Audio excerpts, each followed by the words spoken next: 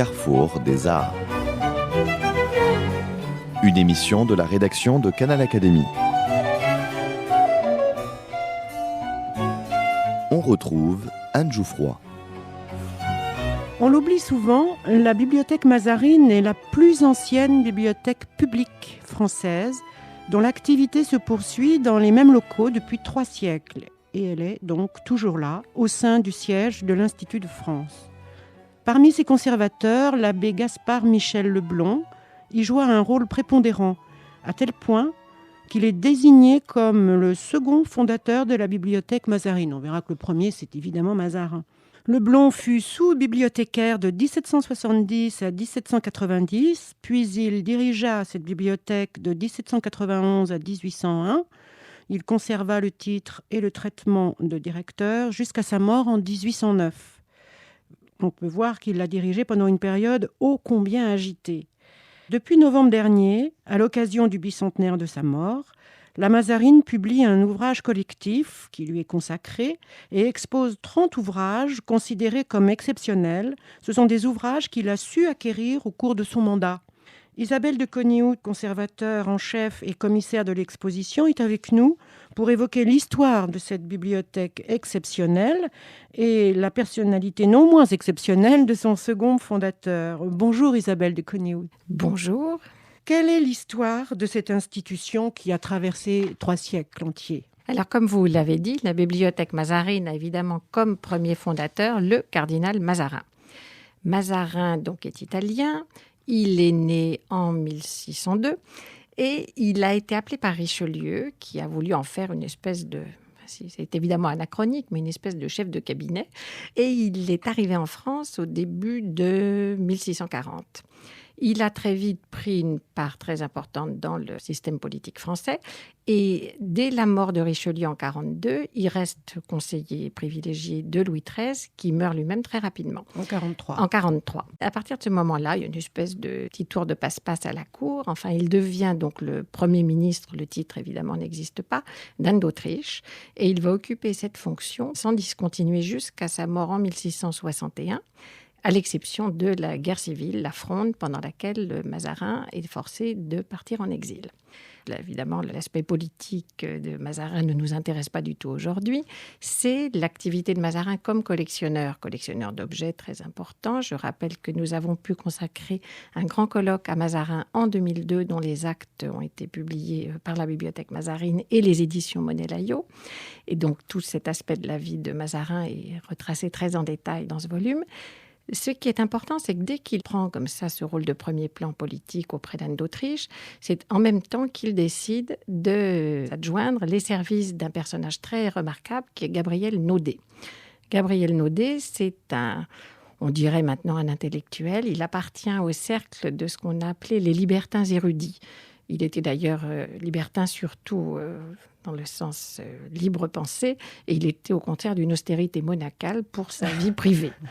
Mais Naudet était un grand spécialiste de livres et de littérature, et il avait accompagné le cardinal Banni en Italie pendant plus de 10 ans, et il avait acquis à son contact des méthodes assez remarquables qu'il va mettre au service de Mazarin.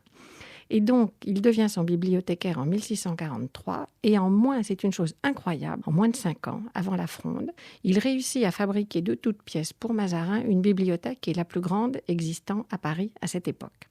À titre d'exemple, la bibliothèque du prédécesseur et du grand modèle de Mazarin, qui est le cardinal de Richelieu, comptait 12 000 livres. Naudet, lui, réussit à acheter pour Mazarin, donc je vous dis en moins de 5 ans, une bibliothèque de 40 000 volumes. Donc une chose absolument prodigieuse. Il allait sur place ? Alors, il avait des méthodes très amusantes. Il a commencé par acheter des bibliothèques entières au moment de leur mise en vente. La première étant celle du Chanoine des Cordes. Et puis, il allait chez les libraires où il achetait pratiquement la librairie entière, les rayons entiers, quitte après à faire des échanges doubles qui servaient à alimenter l'accroissement successif de la bibliothèque. Est-ce que c'est lui, excusez-moi, je vous interromps, qui a mis en place le système des cartes à jouer ? Non, ça Non. c'est plus tard. C'est une chose, effectivement, vous avez raison, qui est un peu propre, à son origine, à la bibliothèque Mazarine, puisqu'au XVIIIe siècle, donc Oui, plus c'était tard, au 18e. on se servira des cartes à jouer pour fabriquer le catalogue de la Mazarine. Naudet, lui, n'a pas eu le temps de faire vraiment un catalogue. Il a commencé, je raconte ça dans un article que j'ai publié dans les actes du colloque Mazarin dont je vous parlais. Et alors, une fois que Naudet a eu acheté tout ce qu'il pouvait à Paris, il a fait de véritables expéditions à l'étranger. Il est retourné en Italie, où il connaissait tout le monde, il connaissait les libraires. Il est allé en Allemagne, il est allé en Angleterre. Le seul endroit où il n'a pas pu aller, c'est en Espagne, puisque la France et l'Espagne étaient en guerre à ce moment-là. Et avec ces collections prodigieuses qu'il a réunies en tellement peu de temps, toutes ces collections ont été installées dans le palais de Mazarin, qui n'est donc pas évidemment l'actuel palais de l'Institut dans lequel nous sommes aujourd'hui, mais qui est la Bibliothèque nationale, qui est devenue la Bibliothèque nationale, donc le palais de la rue de Richelieu. Dans ce palais, dès 1643, la bibliothèque de Mazarin, enfin l'embryon de la bibliothèque de Mazarin, c'était une nouveauté absolue en France, était ouverte au public. Alors évidemment, c'est un public Choisi. un peu différent C'était du l'élite. public Bien sûr. actuel, mais un public d'érudits et de gens de lettres. Et 4 ans plus tard, en 1647, une somptueuse galerie avait été édifiée par l'architecte Pierre Lemuet, qui occupait toute la longueur de la rue de Richelieu. Une galerie ornée de 50 colonnes que vous voyez toujours, qui ont été transportées dans ce qui est maintenant la bibliothèque Mazarine. Ici, à l'Institut. Oui. Et donc, tout ceci était prêt à fonctionner à la veille de la Fronde. Et alors, qu'est-ce qui s'est passé pendant la Fronde ? Alors, il s'est passé des choses évidemment tragiques dans beaucoup de domaines, mais notamment pour les collections de Mazarin, puisque le Parlement a réussi à faire confisquer la bibliothèque extraordinaire réunie par Naudet, et que cette bibliothèque, après avoir été mise sous scellé pendant 2 ou 3 ans, a finalement été vendue aux enchères au cœur de la Fronde en février 1652. Mazarin était en exil à ce moment-là. Il avait envoyé des commanditaires pour acheter, pour récupérer aux enchères. Ce qui est un peu curieux, c'est que Mazarin, à ce moment-là, il avait évidemment beaucoup d'autres soucis, a d'une certaine manière un petit peu baissé les bras. Et c'est son bibliothécaire Naudet qui, lui, s'est soucié de sauvegarder la bibliothèque sans avoir des instructions très, très, très précises de Mazarin.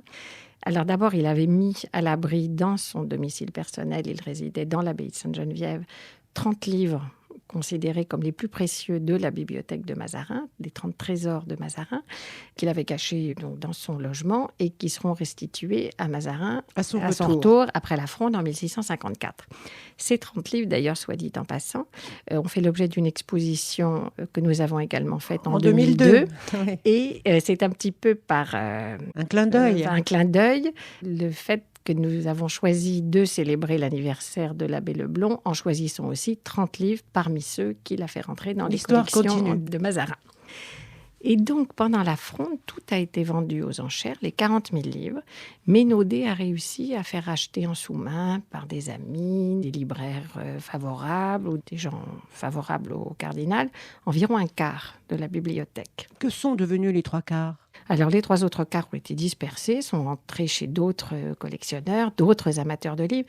Dans les grands ennemis politiques de Mazarin, il y avait le Parlement, il y avait Gaston d'Orléans, qui sont tous de grands amateurs de livres et qui avaient extrêmement envie de récupérer pour eux les livres de Mazarin. Et alors, c'était assez facile parce que les livres de Mazarin, chose extrêmement curieuse, alors que Mazarin a semé ses armoiries que nous voyons maintenant toujours dans le palais de l'Institut, donc le faisceau de licteurs et les 3 étoiles sur tous les bâtiments qu'il a fait construire. En revanche, les armoiries n'avaient pas été apposées sur ces livres. Donc, les livres étaient anonymes, sauf quelques cadeaux très somptueux. Ça ne les a pas sauvés, ça fait qu'il était très difficile de les retrouver. Oui, mais ils n'ont pas été martelés, comme on verra à la Révolution, où certains livres qui avaient des armoiries ont été dépecés. Alors ça, la suppression des armoiries sous la Révolution, c'est effectivement très particulier, mais c'est une chose qui ne se pratiquait pas auparavant, c'est-à-dire qu'on pouvait remplacer les armoiries d'un possesseur par celle d'un possesseur suivant, mais ça ne s'est pas fait à ma connaissance. Revenons à Mazarin, je vous ai emmené trop vite, trop loin. Et donc, une fois que la vente a été consommée, au grand désespoir de Naudet, qui voyait s'effondrer l'œuvre de sa vie, Naudet a accepté les propositions de la reine Christine de Suède, qui à ce moment-là constituait ses extraordinaires collections à C'était Stockholm. aussi une grande humaniste. Une grande humaniste, une grande bibliophile, une grande amateur d'art. Et Naudet est parti à son service en Suède, donc renonçant à ce qui avait été sa principale occupation depuis 10 ans. Évidemment, l'histoire a tourné. Mazarin a repris le pouvoir et est rentré à Paris. Naudé a pris le chemin du retour pour reprendre son service auprès de Mazarin, mais il est malheureusement mort en route et il n'a jamais rejoint Paris. La bibliothèque a cependant continué avec un successeur, François de la Poterie. Évidemment, beaucoup de ceux qui avaient acheté des manuscrits ou des livres de Mazarin les ont rendus. Christine de Suède notamment, qui avait aussi acheté tous les manuscrits de Mazarin, les a restitués. C'est comme ça que la Bible de Gutenberg, le premier exemplaire connu conservé dans les collections françaises, qui appartenait à Mazarin, est rentrée dans ses collections. Elle avait été achetée par un avocat au Parlement de Paris qui s'appelle Jobert. Et ce monsieur Jobert a constellé l'exemplaire de la Bible de Gutenberg de son ex-libris, qui figure toujours sur certaines des pages de la Bible. Et puis, la bibliothèque a repris son activité, on a continué à acheter des livres, etc. Et à la mort de Mazarin en 1661, la bibliothèque avait repris sa taille primitive. N'avait pas dépassé, mais elle était reconstituée, évidemment enrichie de nouveautés.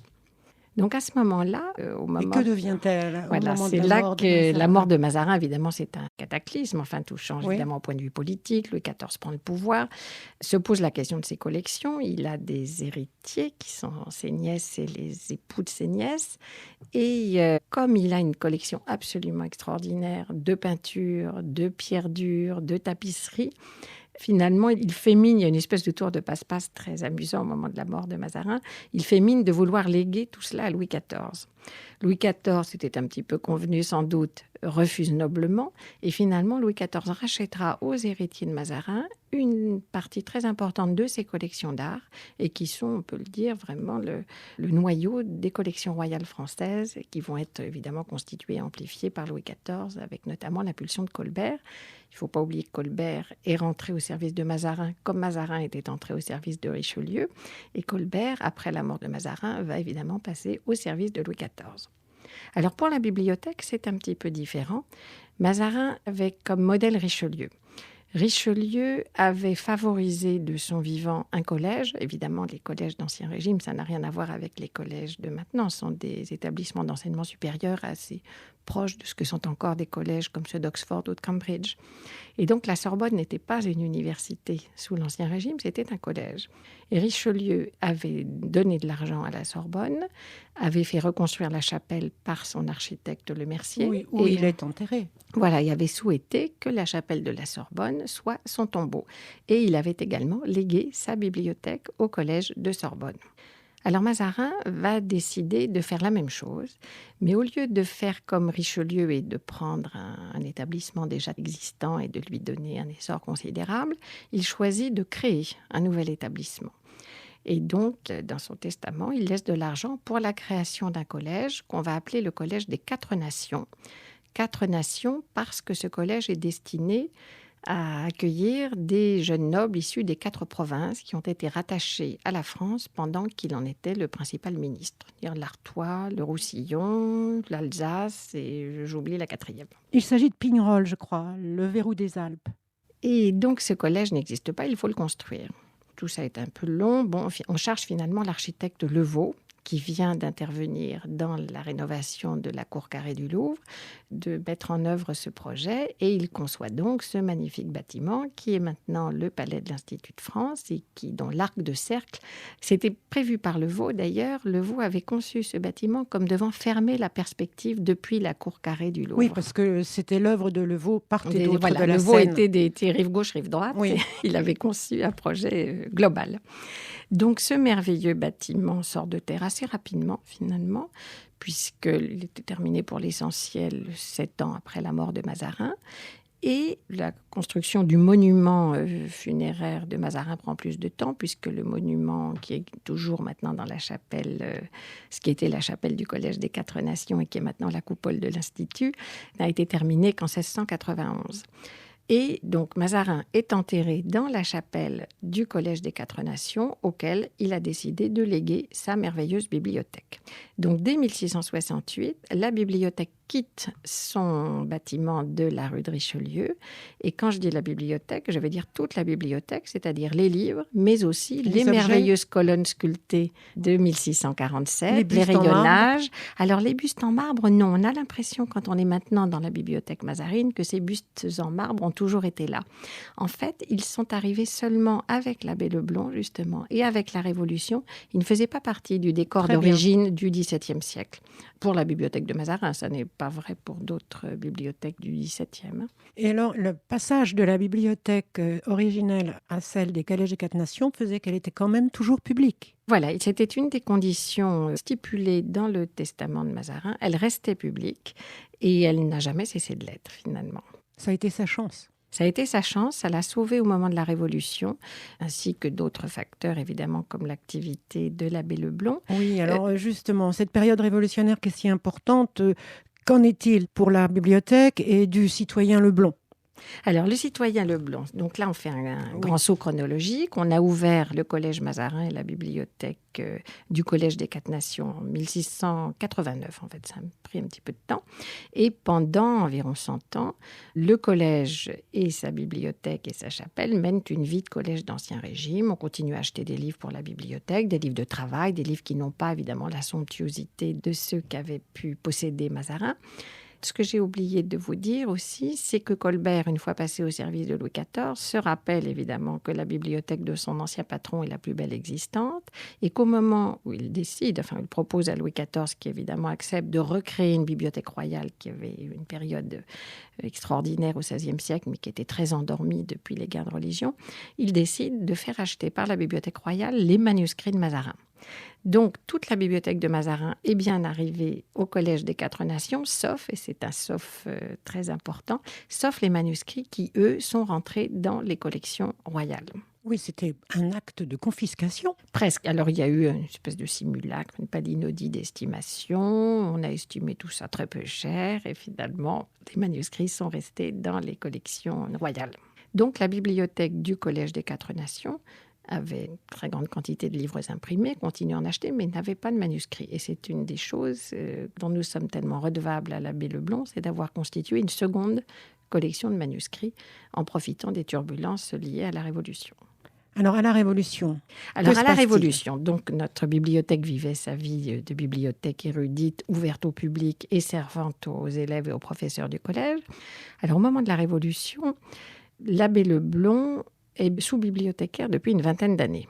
Il est rentré à la bibliothèque Mazarine en 1767 comme sous-bibliothécaire. Et il n'a jamais pu devenir bibliothécaire en chef parce que, suivant les statuts, les dispositions testamentaires de Mazarin, le bibliothécaire de la Mazarine devait être un professeur de Sorbonne.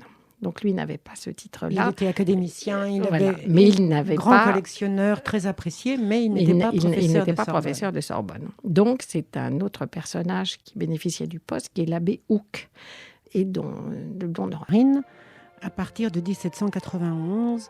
Et qu'a-t-il fait ? Que se passait-il dans ce monde culturel, bibliothécaire, au moment des grandes confiscations ? Alors, Leblond avait en fait une très solide... Bon, il était bibliothécaire depuis assez longtemps, mais ses hauts faits, si j'ose dire, en matière de bibliothèque étaient assez mesurés. Il avait consacré assez peu d'activité, assez peu de son activité au livre. Sa principale activité, pour laquelle il est extrêmement connu, il était un antiquaire. C'est-à-dire, quand on emploie le mot antiquaire au XVIIIe siècle, c'est un petit peu un synonyme de notre moderne archéologue. C'était un historien qui s'occupait d'histoire de l'Antiquité, essentiellement à partir des témoignages du passé, dont on disposait à une époque où on est avant les grandes fouilles archéologiques, etc. Donc, les principaux témoins, ce sont les médailles et les pierres gravées, la glyptique. Enfin, ce sont eux qui constituent vraiment les documents essentiels pour les historiens à ce moment-là. Et alors, Leblond, très brillamment, tout arrive un petit peu en même temps. Il naît en 1738, il est normand, on ne sait pas très bien ce qu'il fait. Le peu qu'on sait de lui, on le voit faire des choses pas très... Un peu douteuses, parfois. Un petit peu douteuses, des emprunts jamais rendus, des choses... Bon. Et à partir des années 1770, il apparaît au grand jour. Il devient le favori, le protégé, l'adjoint d'un très, très grand savant qui est Pellerin. Qui devenait aveugle. Voilà, qui était en train de perdre la vue, qui était le plus grand numismate, si vous voulez, de sa génération. Et au moment où Pellerin perd la vue, il donne toute sa confiance à Leblond, et Leblond l'aide à terminer ses travaux savants. Et quelques années plus tard, Pellerin va mourir, je crois, en 1786. C'est lui qui est embauché d'une certaine manière par le garde, c'est-à-dire le bibliothécaire du cabinet des médailles, si vous voulez, à la Bibliothèque nationale, la bibliothèque royale à ce moment-là, décidant d'acquérir toute la collection de Pellerin. Et Leblond sert de go-between, si vous voulez, dans cette transaction, et il acquiert du même coup la confiance de l'abbé Barthélemy, qui lui règne sur le cabinet des médailles de la Bibliothèque royale. Donc, il prend une place très importante dans ce paysage des Et il s'était fait un nom grâce à ça. Et il était en même temps très savant, donc il a fait beaucoup de publications savantes. Il a concouru très brillamment pour les différents concours qui étaient proposés par l'Académie des inscriptions dès le début des années 1770, et tellement brillamment qu'il est reçu membre de la dite Académie en 1772. Et ses travaux sont unanimement, sont très, très fortement appréciés. Et il a une autre œuvre à son actif, c'est qu'à part la collection de Pellerin dont nous venons de parler, il y a une extraordinaire collection de médailles et de pierres gravées qui est celle des princes de la famille d'Orléans. C'est une collection qui remonte à la princesse Palatine, qui était une grande collectionneuse, et qui a été poursuivie par ses héritiers, qui l'ont augmentée en acquérant un autre cabinet. Vous savez, c'est souvent comme ça que se forment les collections, par achat groupé, le cabinet du financier Pierre Crozat. Et cette collection extraordinaire, pas besoin de rentrer dans les détails, mais le duc d'Orléans en fonction, c'est-à-dire le père du futur Philippe Égalité, décide d'en publier le catalogue. Et c'est l'abbé Leblond et le garde des collections d'Orléans, l'abbé de Lachaud, qui publient conjointement le catalogue des pierres gravées de la collection du duc d'Orléans, 2 gros volumes qui paraissent en 1780 et 1784, avec des magnifiques illustrations qui sont dues à l'un des frères de la grande famille des dessinateurs, qui sont dues à Augustin de Saint-Aubin. Et c'est une sélection, c'est-à-dire que la collection est énorme, elle contient 1500 pièces, je crois, et c'est une sélection des 80 plus belles pierres gravées de la collection. Alors, comme toujours, quand il y a publication, il y avait une espèce d'objectif. L'objectif est atteint dans les 3 années qui suivent, c'est-à-dire que Philippe Égalité, pour le coup, qui à ce moment-là est devenu duc d'Orléans, vend la collection en bloc à Catherine de Drussy, et que les médailles en question sont maintenant toutes à Saint-Pétersbourg. C'est bien triste. Décidément, ce Philippe Égalité n'avait pas le sens français très développé pour ses opinions politiques. Et comment a-t-il participé à la protection des collections des livres ? Alors, ses opinions politiques, il était évidemment beaucoup trop habile pour en faire état, en tout cas sous l'Ancien Régime, mais il est évident que c'était un homme des Lumières et qu'il était très probablement athée et qu'il a accueilli avec énormément d'enthousiasme la Révolution et les idées nouvelles. Un de ses premiers gestes a été de faire accuser l'abbé Houck de n'avoir pas prêté le serment à la constitution civile du clergé, de l'évincer, de le chasser de son appartement, le faisant vider clandestinement et de le remplacer. Tout ça a été fait extrêmement rapidement dès 1791. Comme il est très connu et qu'il est considéré comme un très grand antiquaire et un très grand savant, et qu'il est extrêmement habile, il réussit tout de suite à obtenir une place de premier plan dans la commission qui va être chargée, à la suite de la suppression des communautés religieuses, puis ensuite, au moment de la confiscation des biens des immigrés, et enfin, en 1793, quand on supprime toutes les institutions comme les universités, les collèges, les académies, etc. Elles sont vidées. Elles sont vidées et tous leurs biens, leurs objets d'art, leurs livres sont nationalisés et mis à la disposition de la nation, plus exactement. Ils sont répartis par cette commission, justement, qui change de nom, mais une commission chargée de la confiscation, et qui répartit toutes ces collections extraordinaires dans des dépôts nationaux.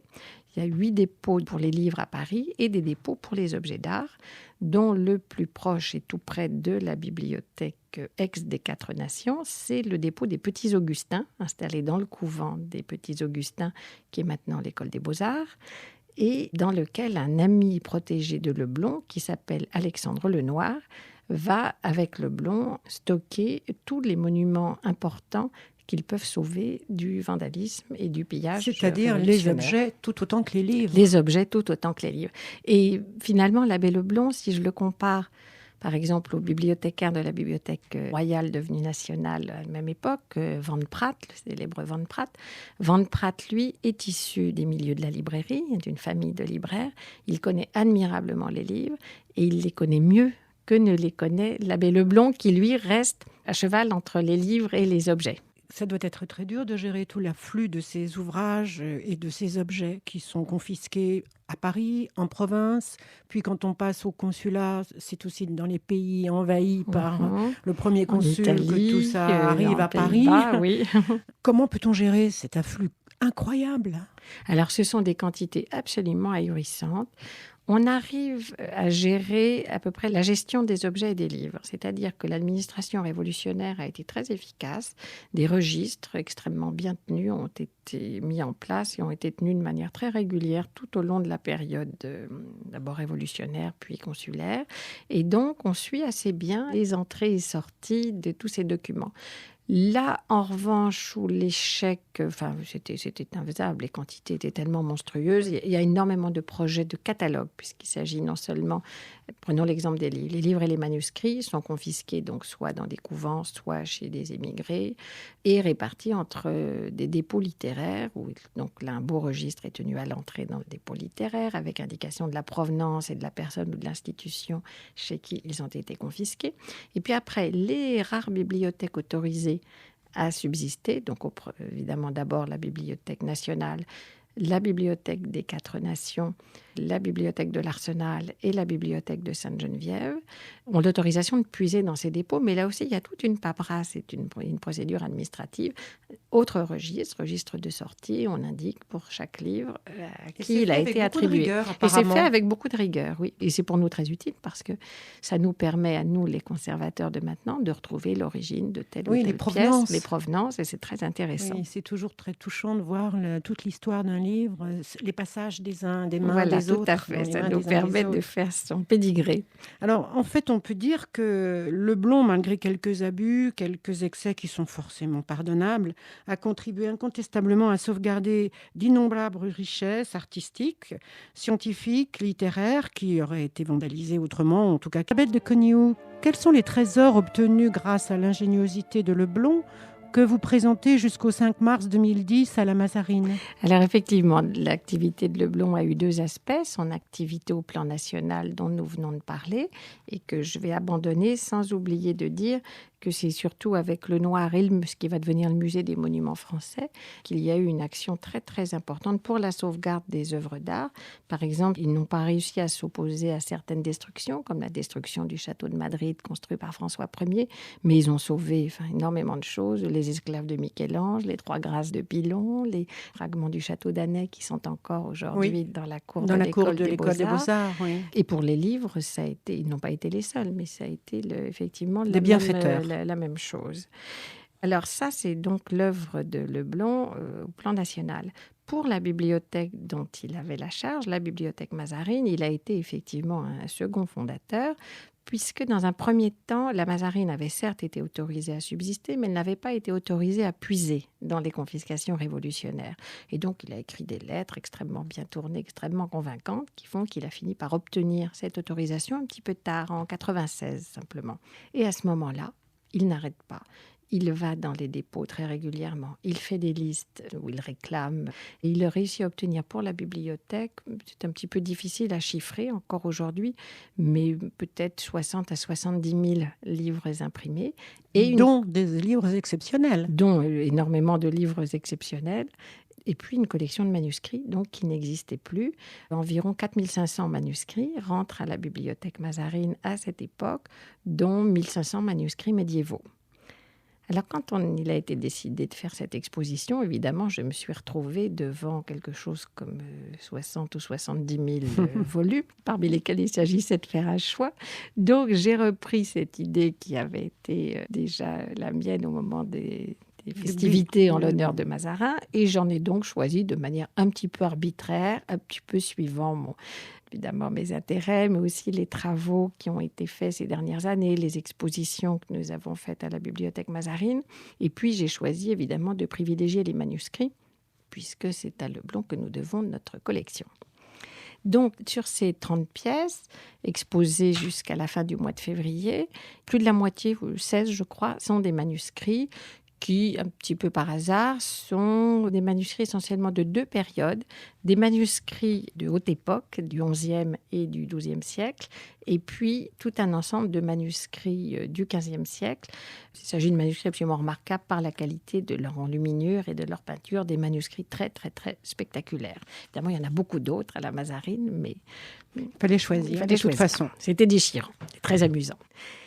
Alors, le plus ancien dans l'exposition, qui n'est pas le plus ancien manuscrit conservé à la Mazarine, est un graduel à l'usage de l'abbaye de Saint-Denis, qui date du deuxième quart du XIe siècle, qui est un manuscrit musical, avec des enluminures absolument extraordinaires, dans des coloris de bleu et d'orange, et puis une écriture musicale tout à fait importante aussi.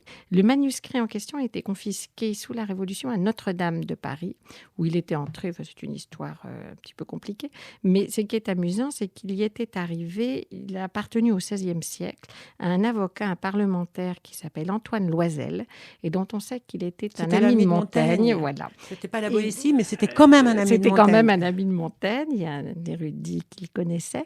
Et on connaît l'exemplaire des essais de Montaigne que Montaigne a offert à Antoine Loisel avec une très jolie formule pour se revancher, dit Montaigne, puisque Loisel lui-même lui avait offert un de ses livres. Et il est intéressant de voir qu'en plein XVIe siècle, cet Antoine Loisel profite des troubles arrivés à la suite des guerres de religion pour obtenir, acheter, on ne sait pas très bien dans quelles conditions, des manuscrits très très très anciens et très précieux provenant des abbayes qui à ce moment-là sont dévastées par les protestants ou par les guerres. Et c'est donc un cas très intéressant. C'est les débuts. Leblon était membre de l'Académie des inscriptions. Il le restera d'ailleurs après la recréation des académies et de l'Institut de France par Napoléon. Ces antiquaires du XVIe siècle sont un petit peu les précurseurs des savants de l'Académie des inscriptions, et ce sont eux qui ont contribué à sauver ces manuscrits extrêmement anciens qui sont les premiers témoignages de l'histoire de la France médiévale. Tout à fait. Alors, un tout petit peu plus récent, à l'extrême fin du XIe, du début du XIIe siècle, il y a un manuscrit extraordinaire qui est le Bréviaire du Mont-Cassin, un manuscrit enluminé donc dans la grande abbaye bénédictine italienne. Qui nous vient d'Italie, qui est un chef-d'œuvre du scriptorium du Mont-Cassin. Puis là, nous sommes évidemment dans ces hautes époques où l'enluminure est l'apanage presque exclusif des grandes abbayes, et l'enluminure et l'écriture des manuscrits. Là, c'est un manuscrit extraordinaire avec des lettres ornées absolument très très spectaculaires qui mélangent les influences de l'art ottonien et de l'art byzantin avec les lévriers qui sont la marque du scriptorium. C'est vraiment un manuscrit tout à fait remarquable. Ça, c'est encore une lettrine, je vois. Alors, les 2 manuscrits dont nous venons de parler sont d'assez petits formats. Maintenant que nous disposons de tellement de merveilleuses reproductions de manuscrits et d'enluminures, notamment pour les manuscrits de la Mazarine, toutes les enluminures sont visibles sur Internet, sur un site appelé Liber Floridus. Mais quand on voit ces images en ligne, on ne se rend pas compte du format réel des choses.